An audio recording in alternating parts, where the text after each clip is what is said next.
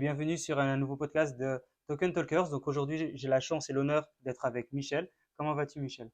Merci Jean, bonjour, je vais très très bien et merci de m'accueillir dans ton podcast.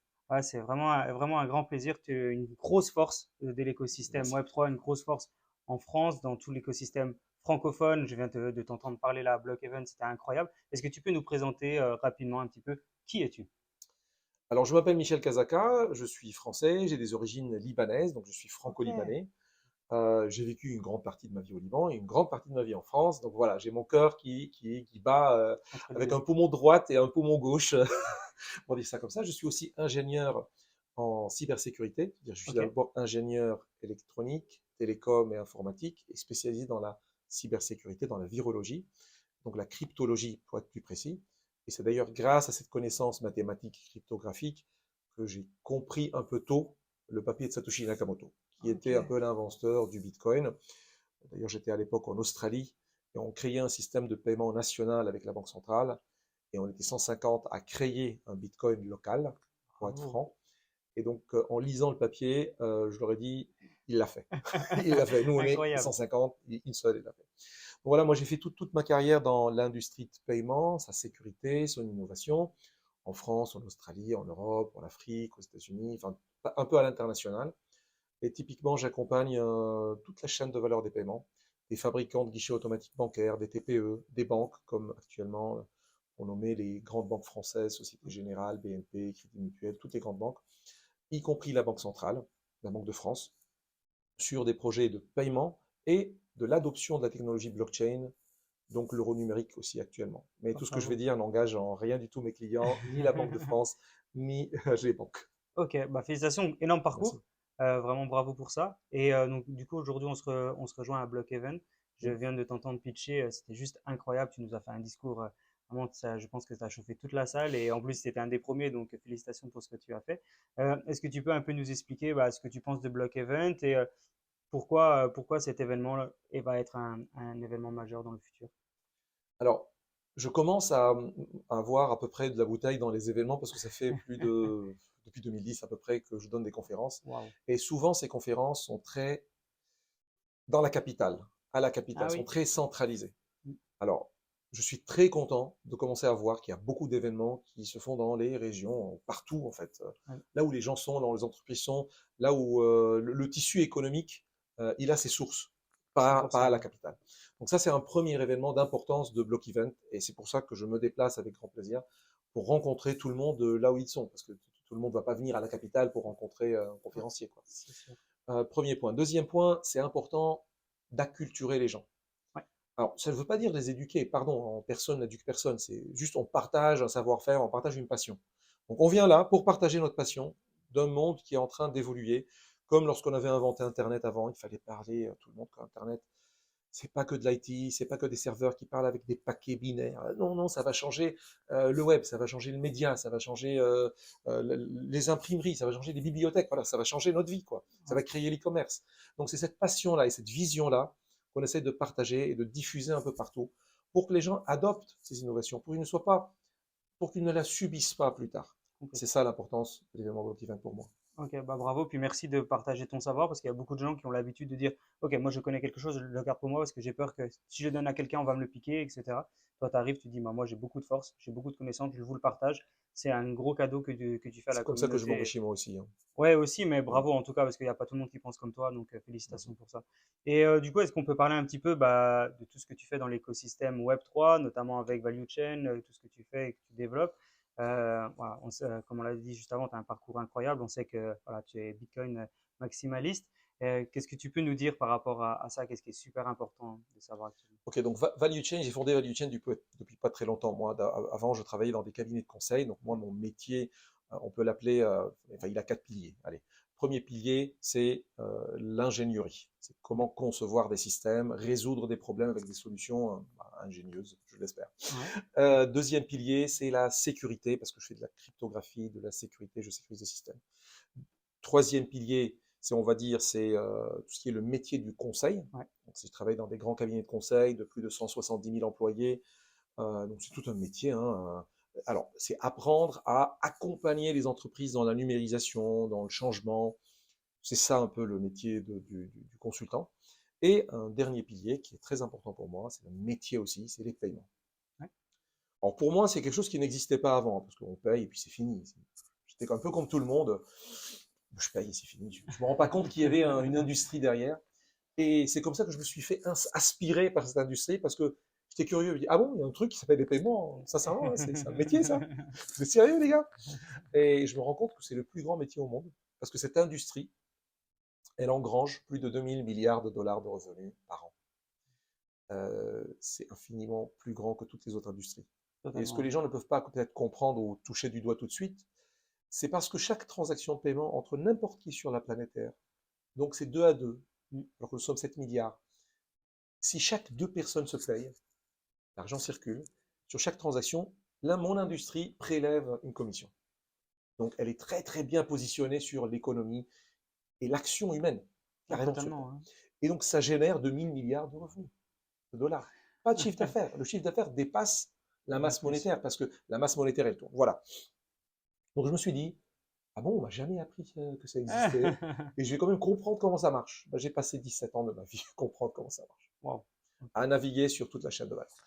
Et donc pour terminer, ce qu'on fait à Value Chain, donc d'un côté, on accompagne actuellement la Banque de France, mais aussi des banques et des exchanges crypto dans la conformité, la sécurité, l'adoption de la technologie Web3, d'un côté, mais j'enseigne aussi à l'ESME, un D'accord. master cybersécurité dans lequel j'enseigne, moi, les transactions sécurisées sur blockchain, en gros la sécurité grâce à la technologie Web3 et blockchain. Et là, on fait plein de projets aussi avec les étudiants qui sont en dernière année d'ingénierie. Mais nous formons aussi à Value Chain beaucoup les entreprises, Ok. les CXO des entreprises du CAC 40, pour qu'ils comprennent un peu l'importance de cette révolution et qu'ils Wow. comprennent comment l'adopter. Voilà. Ok. Donc, en gros, tu es le couteau suisse le Malgré couteau moi, suisse. malgré moi. Ah ouais, non, c'est incroyable. Bah, je pense que c'est une force aussi de savoir être partout et de pouvoir justement fidéliser et apporter vraiment une communauté autour de soi et un écosystème et faire grandir l'écosystème. Et vraiment, bravo pour ça. Être le couteau suisse, je pense que c'est vraiment une clé et c'est une de tes En tout cas, forces. il est Donc, utile. Le couteau est parfois utile. Oui. ouais, non, mais j'imagine. Et comment ça se passe quand, par exemple, on accompagne la Banque de France? Pour beaucoup de gens, c'est la Banque de France, c'est vraiment le summum de la finance en France. Comment on fait pour accompagner la Banque de France? Alors, la Banque de C'est France, elle a une incroyable. image très positive chez beaucoup de gens, Ouais, parfois négative chez d'autres. d'accord. Donc, je suis conscient de ça. La Banque de France est consciente de ça. Commençons par ce qui est dû à la Banque de France. La Banque de France, quand j'ai commencé moi à comprendre Bitcoin, c'était les premiers à publier là-dessus. Ok, Donc déjà, aimer ou ne pas aimer la Banque de France, il y a des faits. Ils sont au fait des innovations, et ils ont des observatoires, et ils ont de la surveillance sur le sujet, et non seulement des observatoires, mais ils expérimentent très très tôt. C'est-à-dire que moi, les premiers papiers que j'ai lus sur Bitcoin, à part le papier de Satoshi, ça vient de la Banque de France. ok, incroyable. Donc ils sont très visionnaires. Et d'ailleurs, je salue, je dis ça parce qu'ils m'ont fait confiance aussi, mais je le disais même avant, Thierry Baudouin, en tout cas la DGSI, l'IT, pardon, l'IT de Banque de France, dès le départ, elle a déjà implémenté un projet sur Ethereum public. Alors les gens peuvent le minimiser, peuvent dire que sa valeur elle est forte ou faible, mais on ne peut pas leur ôter le fait Ouais, que la Banque de France était les premiers à lancer un produit en production sur blockchain public. Maintenant, on ne peut pas demander non plus trop à Banque de France. On ne peut pas exagérer, on ne peut pas demander des choses qu'elle ne pourrait pas faire au rythme que les gens le souhaitent. Donc actuellement, la Banque de France, elle est pionnière dans la conception de l'euro numérique sur blockchain. Elle est même en concurrence avec la Banque centrale d'Italie et la Banque centrale de l'Allemagne ouais, sur l'euro numérique de gros. Je ne parle pas du détail, les gens, il faut qu'ils comprennent qu'il y a 2 euros différents. Un pour les citoyens et un pour les institutionnels qui, eux, ont des comptes à la BCE. ok, Donc c'est gros, c'est ces paiements de gros qu'on appelle. Eh bien, c'est la solution de Banque de France qui est construite sur de la blockchain, qui même s'inspire de Bitcoin avec Bitcoin Lightning du protocole HTLC. ok. Donc, hash time lock, qui permet une atomicité du dénouement d'une transaction. Donc, vous voyez, la Banque de France, elle s'inspire du meilleur, même du Ouais. zero knowledge proof, elle s'inspire du meilleur de la DeFi, des cryptos, pour améliorer Donc elle l'euro peut être actuel. critiquée, mais elle fait vraiment un gros, Voilà. gros job. Alors, elle n'y va pas assez pour les bitcoiners maximalistes, d'ailleurs qui parfois doutent même de l'importance ou de l'intérêt d'avoir une banque Mhm. centrale. On a 2 minutes pour parler un peu de l'importance du Ah, marketing. bah, grand plaisir. Vous connaissez Milton Friedman, vous connaissez peut-être Friedrich Hayek, c'est des économistes, Friedman c'est prix Nobel d'économie, Mm. qui disaient, bon, on n'a peut-être pas besoin vraiment d'une banque centrale, on met un serveur qui fait une inflation de 4% par an, et c'est bon, et ça roule, ça ramène une stabilité. Alors c'est vrai et faux, ce qu'il dit. C'est vrai qu'on peut optimiser, Mhm. qu'on peut même automatiser une banque centrale. Il y a beaucoup de fonctionnalités d'une banque centrale qui peuvent être automatisées. La banque centrale est consciente de ça, et elle essaye autant qu'elle peut de s'améliorer.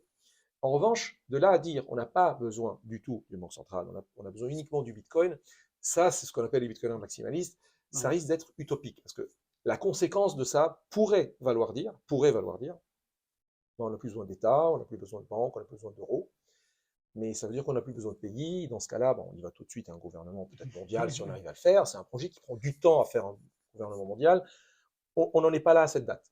Si on le veut ou on le veut pas, c'est pas aujourd'hui, c'est pas Ok. faisable aujourd'hui. Donc, pour être concret, Antonopoulos, qui est très connu dans Ouais. l'écosystème des bitcoiners maximalistes, même lui, il a vu qu'on a besoin de faire cohabiter l'euro, le dollar avec du bitcoin. Et je trouve ça bien et sain. D'ailleurs, c'est ce que Friedrich Hayek, il disait. Il est pour la concurrence Mhm. des monnaies. Et je suis tout à fait d'accord. D'ailleurs, même von Mises, qui était contre l'émission d'une monnaie avec monnaie fiat, c'est-à-dire D'accord. sans, euh, sans la soutenir avec de l'or, il était contre ça. Bah maintenant, on peut avoir les deux. Maintenant, on peut avoir d'un côté l'euro avec sa politique monétaire, en gros, on l'accepte, on l'accepte pas, mais ça c'est un sujet, et pour vivre en concurrence avec du Bitcoin, qui lui, Ok. il est même mieux que l'or en termes de masse monétaire et émission. Voilà, donc c'est ça l'avenir que j'aimerais bien voir, c'est voir ces deux monnaies cohabiter, ça Ok. veut dire qu'elles soient légalisées aussi, hein, et qu'on puisse les utiliser à notre guise pour des paiements, pour des réserves de valeur. Et d'ailleurs, ça c'est encore un autre débat. Est-ce que la monnaie est une réserve de valeur avant ou un moyen de paiement avant? Ah, ça, c'est aussi un débat effectivement sur lequel ça peut durer un petit moment. Moi, Ouais. je trouve ça super intéressant et vraiment, c'est incroyable de t'écouter parler. On entend la passion et l'engouement que tu as pour ça. Au jour d'aujourd'hui, on sait que c'est encore difficile pour le Bitcoin et même les crypto-monnaies d'attaquer le mass market. Hmm. Qu'est-ce qui, pour toi, pourrait faire le déclic? Alors, on sait qu'il y a de plus en plus quand même de gens Ça, c'est une excellente question. En France et en Europe qui commencent à avoir de plus en plus de crypto-monnaies, mais qu'est-ce qui pourrait faire la bascule? Ouais, je vais commencer par une information négative, puis après un truc très Allez, c'est positif. parti. Nassim Taleb, qui est très connu pour Oui. avoir écrit plein de livres, notamment le Black Swan, qui est aussi d'origine libanaise, donc je me Ok, permets de le critiquer, parce que ok. je vais pas lui faire des éloges, là je vais le critiquer. Nassim Taleb, il est très respecté dans ce qu'il dit. Il a publié un papier scientifique dans lequel il démontre que Bitcoin ira à zéro. Donc ça va tout de suite faire normalement peur aux gens qui ne connaissent pas Bitcoin. Il va dire, si en plus Nassim Taleb l'a démontré, c'est que C'est c'est sûr. sûr. Il s'est juste trompé dans son papier, très simplement, parce qu'il n'a pas pris une seule hypothèse. Il y a une hypothèse qu'il a oublié de prendre, s'il est utilisé en paiement, si les gens Ouais. utilisent Bitcoin en paiement. Il a pris l'hypothèse que Bitcoin va être utilisé uniquement en tant que moyen de spéculation. En gros, je l'achète pour le revendre, Trading. ou bien pour le thésauriser. Et ben, vous prenez n'importe quel actif, oubliez Bitcoin, prenez l'or. Si vous faites que stocker de l'or et jamais le vendre, vous ne l'utilisez pas en tant que moyen d'échange, vous ne payez pas quelque chose avec, l'or ne vaudra plus rien. Ouais, c'est sûr. Vous prenez du blé, parce que le blé, c'était une monnaie. Le riz, c'était une monnaie. Les dattes, c'était des monnaies, au temps du Moyen-Âge, ou même des temps avant. Si vous le faites que thésauriser du blé, ben vous ne le mangez pas, et vous achetez rien avec, et il ne vaudra plus Bah rien. oui, il servira à D'ailleurs, rien. même, il y a une parabole de Jésus dans l'Évangile qui dit celui qui a décidé de construire des greniers pour faire que stocker ses réserves, bah, voilà, il est décédé, il n'aura rien profité, il n'a profité de rien. Donc, c'est encore une fois oublier le fait qu'une monnaie n'est pas une réserve de valeur avant. Ok. Et une monnaie n'est pas une unité de compte. Alors là, c'est un débat très philosophique, c'est mon effort à moi dans ce débat-là. D'abord, ce sont les trois attributs de la monnaie, moyen de paiement, réserve de valeur et unité de compte, dans laquelle on libellise les prix. Voilà. Ouais. Mais en fait, tout le monde copie ça des philosophes grecs, sans jamais se rappeler que ce n'est pas une définition d'une monnaie, ce sont trois attributs. C'est dire à quelqu'un, un humain, le définir parce qu'il marche, il mange et il dort, c'est pas une bonne définition Ouais, d'un être humain. c'est pas suffisant. Voilà. Donc la bonne définition de la monnaie, à la rigueur, il faut faire une hiérarchie sur ces trois attributs. Mhm. C'est d'abord et avant tout un moyen de paiement. Mais les gens ne le savent pas. D'ailleurs, je vous dis, c'est la plus grande industrie du monde. En fait, la fonction réserve de valeur et la fonction unité de compte sont des dérivés du moyen de paiement. Ça veut dire quoi? C'est-à-dire parce que dans le temps, moi je vous paye, vous payez quelqu'un, donc cette monnaie elle est en train de circuler, cet actif en fait, avant qu'il devienne une monnaie, il est en train de circuler. Par le fait qu'il circule, il apporte la valeur dans le temps, il transporte la valeur dans le temps, dans 10 ans, dans 5 ans, dans 100 ans. C'est pour ça que votre lingot d'or caché sous le matelas, je vous le souhaite à tous, il aura de la valeur dans 10 ans. C'est qu'entre-temps, il y aura d'autres lingots d'or qui vont circuler. qui ont circulé, Sinon, ouais. il ne vaudra rien. Ouais, c'est sûr. Et pareil pour l'unité de compte, on dit que Bitcoin est très volatile, on parle de l'adoption de masse, c'est la question. Mhm. Je réponds à la question. L'adoption de masse, elle n'est pas là aujourd'hui parce que Bitcoin est volatile, et il ne sera plus du tout volatile quand il augmente en circulation. D'ailleurs, même les inventions des stablecoins, je ne veux pas dire qu'ils iront à la poubelle de l'histoire, pas du tout, pardon, mais ils seront moins importants et ils seront derrière la stabilité de Bitcoin parce que on voit bien que le dollar il est dévalué, Mhm. on voit bien que l'euro est en inflation, on perd en pouvoir d'achat. Donc les stablecoins qui eux se sont alignés à ces monnaies fiat, ils vont perdre en réserve de valeur, vont Totalement, ouais. perdre en capacité d'achat. Il y aura probablement, c'est pas du tout un conseil d'investissement à ceux qui nous écoutent, mais c'est probablement Bitcoin qui a le plus de chances s'il augmente en vélocité de Totalement. transaction. Et C'est vrai. comment? C'est par l'adoption de masse. Donc l'adoption de masse, ça doit venir de deux lieux. D'un côté, d'être un peu acculturé à c'est quoi une monnaie, pourquoi Bitcoin, il peut avoir de la valeur intrinsèque, c'est un mot que les banquiers n'aiment pas du tout, surtout les économistes, mais c'est certain, Bitcoin a une valeur intrinsèque, on ne peut pas le concevoir sans énergie, donc il stocke de l'énergie par conception mathématiquement, et le sens inverse, il est utilisable en tant que moyen de paiement pour acheter de l'énergie. Donc, il transporte l'énergie dans le temps. Et c'est quoi la définition d'une monnaie? C'est la mesure du travail, qui est une énergie. Voilà, Et l'économie, c'est l'énergie transformée, etc. voilà ça c'est Charles Gavos qui l'a Ouais. fait. Bravo, bravo, effectivement. Merci. Bah, c'est super, c'est vraiment super intéressant. Alors, aujourd'hui, on parle beaucoup de Web3. Web3, c'est un écosystème qui est énorme. Et Dia, ouais. Euh, pour toi, Mm. dans le Web3, à part la partie crypto et éventuellement la partie Ah oui, blockchain, est-ce qu'il y a d'autres choses ah oui. qui sont pour toi vraiment des choses qui sont clés et importantes de connaître? Absolument. C'est pour ça que le mot maximaliste, je le définis à ma manière. Maximaliste, ça veut dire que je dis que c'est maximum d'importance. C'est pas unique et absolu. La technologie de la blockchain derrière le Bitcoin, heureusement, elle sert à autre chose que juste faire tourner Bitcoin. D'ailleurs, Satoshi Nakamoto, il a invité les gens qui voulaient utiliser Bitcoin pour faire autre chose. Il leur a dit, faites un fork, utilisez la blockchain pour votre cas d'usage, mais laissez la blockchain de Bitcoin dédiée à Bitcoin. Donc il était déjà dans sa conception en train de voir que la Totalement. blockchain servira à autre chose. Alors les autres choses, c'est quoi? C'est comme si vous dites, ça sert à quoi le feu ou ça sert à quoi Internet? C'est difficile à répondre à la question, ça sert à beaucoup de choses, à tout. Et donc, tout ce que Internet est en train de servir aujourd'hui, c'est ça le terrain de jeu du Web3. Alors, parmi les plus jolis peut-être à citer dans ce podcast, que j'aimerais bien moins mettre en avant, moi c'est le sujet du vote. Ouais, On c'est arrive à vrai. des élections et typiquement parler du vote aux États-Unis scandaleux entre Trump et d'ailleurs même avec Al Gore à l'époque et George Bush. On est dans les années 2000, 2020, 2024 et on ne sait pas encore gérer un vote dans un pays évolué quand même un peu. Bon, et on a déjà toutes les solutions. Toutes les solutions sont devant nous et donc le Web 3, grâce à la cryptographie, ce qui peut sembler être mystérieux ou magique pour les gens qui ne connaissent pas, mais c'est très démontré mathématiquement qu'avec le Zero Knowledge Proof, avec de l'homomorphisme, pardon, j'insulte personne, hein, c'est des vrais mots en Ça cryptographie. existe, ouais, bien sûr. Voilà, donc l'homomorphisme qui permet de faire des calculs sur des données cryptées, chiffrées, sans jamais les déchiffrer. Et donc ça permet aux gens de manipuler ces données, soit pour éditer une photo, alors qu'on on voit même pas ce qu'il y a dans la photo, ou bien à rajouter ou à soustraire des votes d'un portefeuille ou d'un portefeuille d'ailleurs de monnaie, hein, sans jamais connaître le montant qui est à Qui l'intérieur. est dedans, ouais. Donc c'est cette confiance qu'on peut mettre dans les mathématiques qui maintenant vient un peu nous dire bon, on n'a plus besoin d'autres tiers de confiance pour tout faire dans la vie. Et c'est bien pour l'humanité parce que ça permet d'optimiser l'énergie humaine. Ça permet de rendre des services automatiques moins chers. D'ailleurs, l'industrie bancaire elle est très très chère, elle coûte Ouais, 2000 milliards d'euros par an, je le rappelle. Donc ça, voilà, ça c'est le vote. Vous prenez tout ce qui est traçabilité des systèmes de santé, par exemple. c'est important. Lorsqu'on fabrique un pacemaker, on fabrique des équipements de santé, et s'il y a des campagnes de rappel, parce qu'il y a erreur de fabrication, il y a des décès, enfin, voilà, Mhm. c'est très très compliqué à gérer. Parce qu'on ne sait pas il est dans quel corps ce pacemaker, il est Ouais, sorti de quel lot, de quelle usine, de quelle date. Et ben, vous imaginez toute une chaîne de valeur qui dépose des preuves de traçabilité sur la blockchain.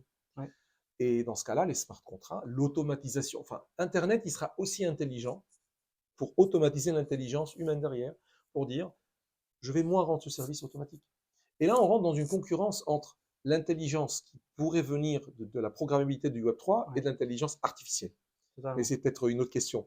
Mais Non, mais voilà, il y a c'est plein de important. cas d'usage.